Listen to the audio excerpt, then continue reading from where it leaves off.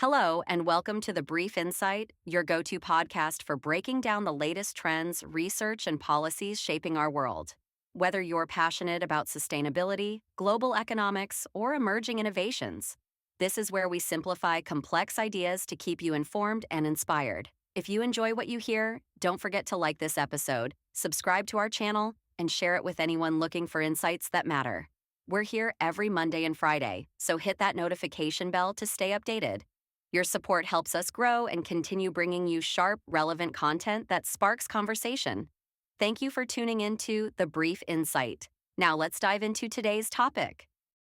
Welcome back, everybody, for another deep dive. Yeah. Today, we're looking at the potential of the blue economy, Right. specifically for small island developing states and coastal least developed countries. Mm-hmm.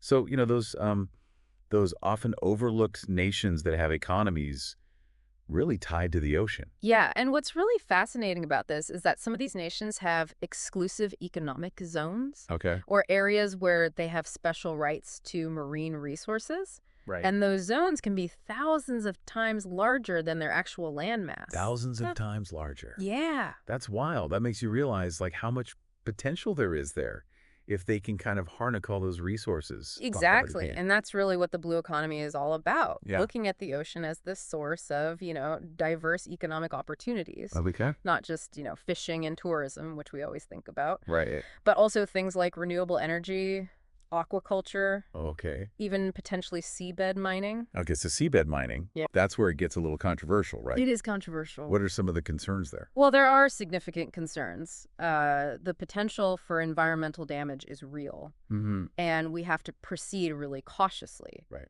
The World Bank, for example, is urging a very careful approach, Okay. particularly in areas beyond national jurisdiction. So how do we balance those potential economic benefits with protecting the ocean? Right, that's the million-dollar question, isn't it? It is, yeah. One important piece of this is this idea of ecosystem-based management, Okay. which means considering the entire ocean ecosystem, not just like individual sectors. Yeah. We need to think about how these different activities interact and how they impact each other. I've also heard of marine spatial planning, or MSP. Yeah, Is that part of that? it is. Cool. Absolutely. MSP is a tool to help us manage all these different uses of the ocean space Uh-huh. more effectively. Got So imagine you have a map of the ocean. Okay. Different zones are designated for different activities. Right. Whether it's fishing, shipping, conservation, energy production. Right. This can help minimize conflicts and ensure that one activity doesn't negatively impact another. So it's like zoning, but for the ocean. Exactly.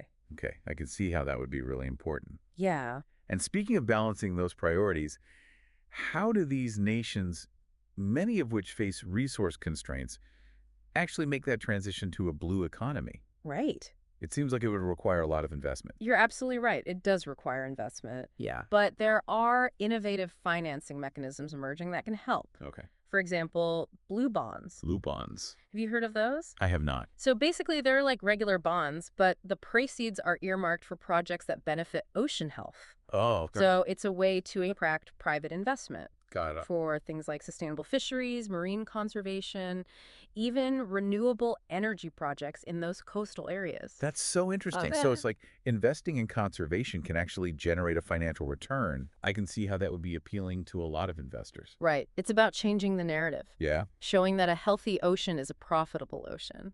That makes a lot of sense. Yeah. But we also have to acknowledge the elephant in the room, which is climate change. Oh, of course. Right. Climate change is already impacting these island nations in such a huge way. Absolutely. Sea level rise, ocean acidification, extreme weather events. Right. It's a perfect storm of challenges. It really is. And those challenges directly impact their economies, particularly ones that rely heavily on tourism and fishing. So the urgency is real. Yes, They need solutions now, right. not in 10 years. Absolutely. So what are some examples of how these nations are adapting? Well, one really compelling example is the work being done in the Caribbean to promote sustainable fish farming Okay. or aquaculture. Right. They've actually seen a 30% increase in fish production over the past decade Wow. by implementing these responsible practices that don't harm the environment. So they're turning this challenge into an opportunity for innovation. In many ways, yes. Oh, wow. They're realizing they need new ways to manage their marine resources Oh. if they want to thrive in the face of all these challenges. Right. So we talked about fisheries and aquaculture. What about tourism? Yeah. That's a huge part of the economy for a lot of these island nations. Yeah, absolutely. And that's an area where we're seeing a growing trend toward ecotourism. Okay. This means promoting tourism that minimizes environmental impact and actively contributes to conservation. So instead of just building these mega resorts, Yeah. it's about creating experiences that allow tourists to really appreciate the natural beauty Right. and biodiversity of these places while also protecting them. Exactly. It's recognizing that the very things that attract tourists are also incredibly fragile and need to be managed very carefully.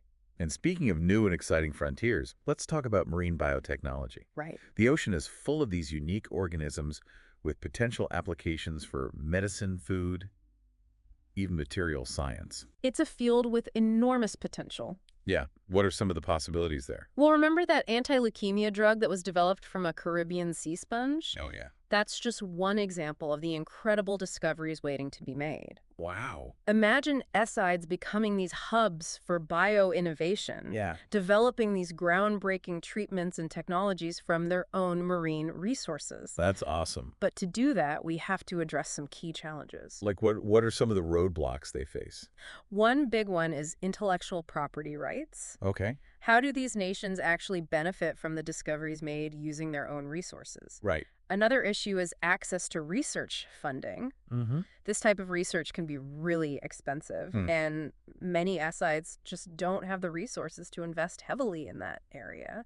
So are there solutions out there? Well, How can they overcome those obstacles? I think partnerships are key. Oh. Collaboration with research institutions, pharmaceutical companies, Uh-huh. even other countries with more developed biotech sectors.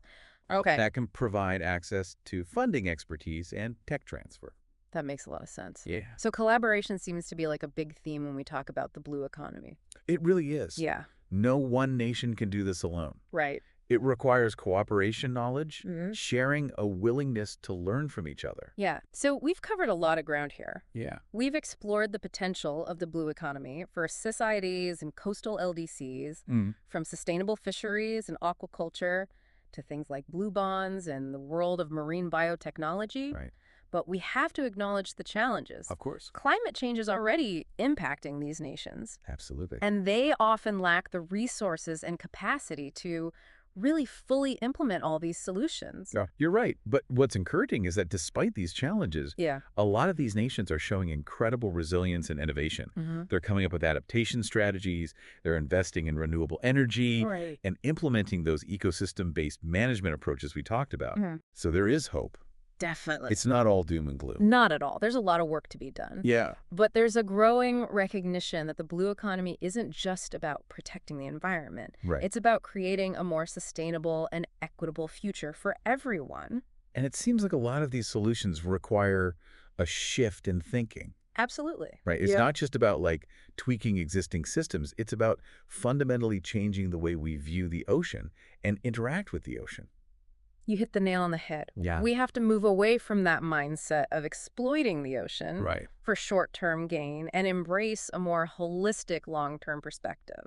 But how do we actually make that happen? Right. It seems like a really daunting task to change those ingrained patterns of behavior. It is daunting but not impossible. Yeah. One crucial element is effective governance. Oh, These nations need strong institutions, clear regulations, transparent decision-making processes to make sure the blue economy benefits everyone. right. Not just a select few. Ex- And it's not just about governments, is it? Not at all. Businesses, communities, individuals all have a role to play. Absolutely. We need to create a sense of shared responsibility and ownership. Okay. For example, engaging local communities Yeah. in managing marine resources can lead to more sustainable practices Right. and make sure those benefits are shared equitably. So it's about empowering people at all levels Exactly. to be part of the solution. And that includes you, Yeah. even if you don't live on a coast. Right. Your choices as a consumer matter. The Okay. seafood you buy, the companies you support, the way you dispose of your waste, it all has an impact. It's about realizing we're all part of this interconnected system. Exactly. The health of the ocean is a reflection of our own health. Well said.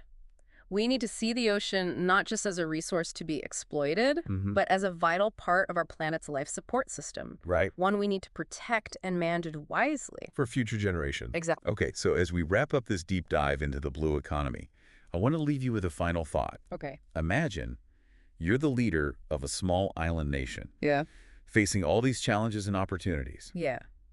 What would you prioritize? What aspect of the blue economy would you focus on? Would you focus on sustainable fisheries, invest in renewable energy, Right. or maybe explore that risky world of deep-sea mining? What trade-offs would you be willing to make? What trade-offs would you make? These are the tough decisions facing leaders today. And these decisions have real-world consequences. Absolutely. The future of the blue economy and the future of these nations depends on the choices made today. It's a reminder that we all have a stake in this. We do. The ocean connects us all, Yeah. and its fate is ultimately tied to our own. You know, as we've been talking, it's occurred to me that the blue economy isn't just this abstract concept. Right. It's about real people, Yeah. their lives, their livelihoods. What would you say to someone who's living in one of these coastal communities? Right. Maybe a fisherman whose family's been fishing for generations Mm-hmm. and is skeptical about this talk of sustainability in the blue economy. That's a great question, and it's important to acknowledge that change can be scary, Yeah. especially when it comes to people's livelihoods. Right.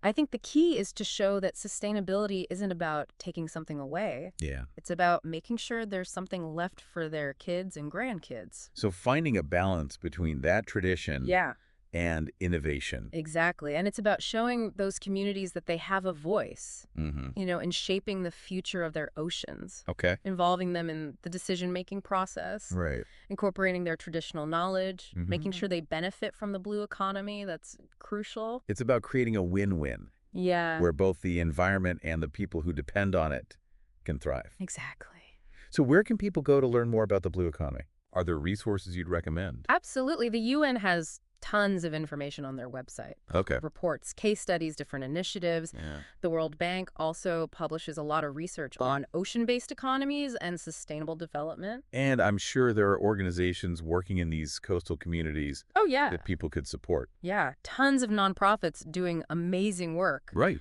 to promote sustainable fishing, protect marine ecosystems, and empower these communities. Great. So to wrap up our deep dive into the blue economy, Yeah. I want to leave our listeners with one final thought. Okay. The future of our oceans, and really the future of our planet, depends on the choices we make today. It does. Whether you live on the coast or hundreds of miles from the sea, your actions have an impact. We can all be part of the solution. Yeah. By making informed choices as consumers supporting those sustainable businesses Right. and advocating for policies that protect our oceans. Yeah. We can all help create a more sustainable and equitable blue economy for everyone. That's a really powerful message to end on. Thank you for joining us today on this deep dive into the blue economy. It was my pleasure. We hope you learned something new and are inspired to make a difference.